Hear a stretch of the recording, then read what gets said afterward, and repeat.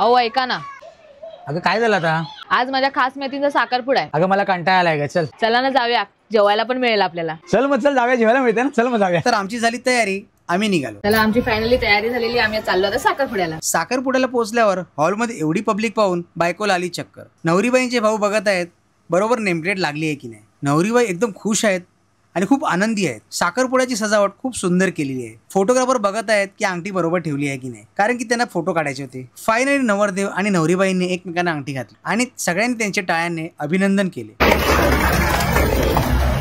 दोघांनी सर्व मंडळींचे नमस्कार करून सगळ्यांचे आशीर्वाद घेतले.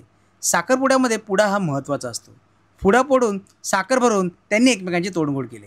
आता सुरू झाली साखर वाटप. त्यानंतर पेढे वाटले, थंडा वाटला, त्यानंतर बॉक्स वाटप केले.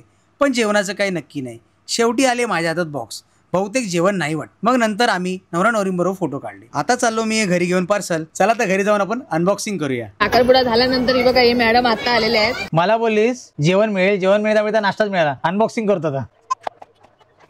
अरे वा, समोसा, कचोरी, गुलाबजाम, पण जेवण नाही ग. थांबा 2 मिनिटं, तुम्हाला पिठी भात बनवून देते.